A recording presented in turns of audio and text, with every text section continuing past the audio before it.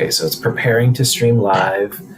And then the key is I just need to grab the link. It just takes, it says setting up your meeting for YouTube Live. So it's like, it sort of takes a minute. Okay, so now it's streaming. So I'm going to take this. If I give you this link for here, you should be able to also see it. Okay, cool. So I just mainly wanted to see if the screen pops up, if my, okay, there we go. Can you see yourself there? I see it lags about 15 to 20 seconds behind. Yeah, we're behind, yeah. Yeah. Which is fine. Yeah. So let's see when I talk, if it pops up. If your face goes in, you mean? Yeah. Yeah, because it's... Yeah, okay. So as long as I stay... Talking. So I'm going to just mute myself. And if you... Actually, I was going to ask you to present the... Can you just show me the part one more time? I had this niggling suspicion I wasn't paying attention for one part of your presentation. The part where you talk about the, why you focused on the pelvis. Yeah, like around, just like maybe a... Yeah, so... I forgot to change these. Yeah, that's okay. Yeah, there's... Somewhere around here. Just go through a couple of slides here and I'll stop you in a minute. I'm going to mute myself and we can just watch to make sure that you're going up on the thing. Sounds good. Let me just find the exact part where I talk about that. Okay, so I talk about that right in the beginning. So I talk about that about here. So it goes, before I dive into my thesis, I want to remind ourselves of the overarching goal for the project. We want to develop a prompting repositioning system that uses only load cell data and only needs IMUs for the initial calibration to increase adherence to reposition and accelerate the healing process. So the system will trigger an alert via a cell phone or digital clock, as seen in the image, when a patient has been in the same position for too long, and provide a prompt to reposition. This project is important because it directly addresses the slow healing of pressure injuries and the low adherence to repositioning rates. If we factor in our aging population, there is potential for our healthcare system to become even more overburdened by patients suffering from pressure injuries. Furthermore, approximately 75% of pressure injuries occur around the pelvic girdle, which suggests that we need to identify a better way of understanding how high-risk areas, like the greater trochanters and sacrum, are being loaded in order to determine the optimal positions for offloading and to minimize the risk of pressure injuries.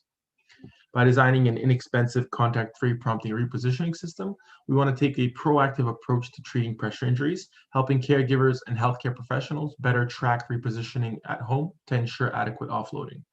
Using this data, healthcare professionals will be able to provide more personalized repositioning plans, identifying which positions patients should spend more time in based on their anatomy and based on the expected forces their tissues would experience.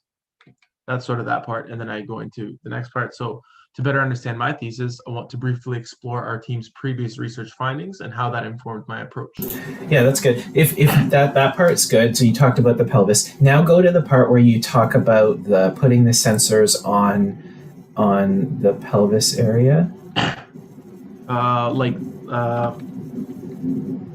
here?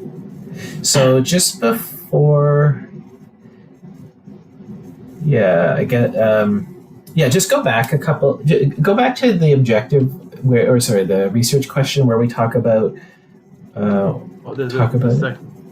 second research question. Yeah, right. With range of transverse pelvic angles for the offloads, the greater trochanters. Right. Okay. And then you go through,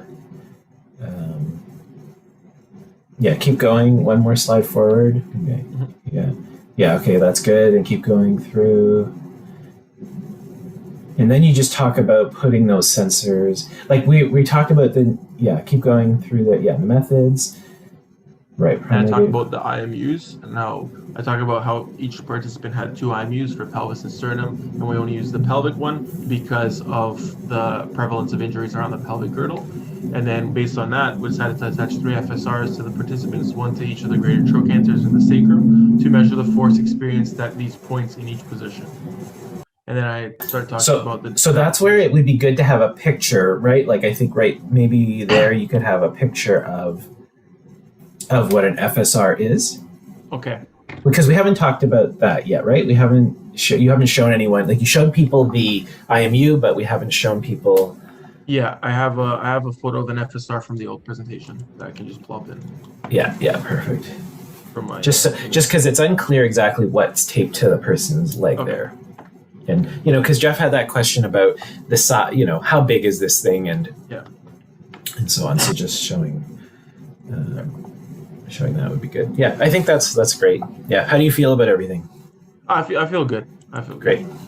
I also got some more news from med schools. I got accepted to UBC. Oh, congratulations! And I have thank you. I got that news yesterday, and I have until Thursday at noon to decide whether I'm gonna pick up and go there or if I'm gonna stay in Ottawa. Wow. Okay. Well, good luck with that decision. Yeah. So I'm sort of confused. Yeah. Are you leaning, like, do you know people in both, like, do you know other people going to any of these schools, or do you have friends? In Ottawa, I have about 5 or 6 good friends. Yeah. At UBC, I don't really know anyone.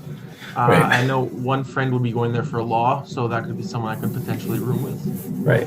Otherwise, it would sort of just be more of an adventure in itself, and I'd just be further from home and have more, I guess, an interesting experience. I've never been to BC, so that aspect of it is drawing me there, but then the family aspect and being closer to home is drawing me to stay.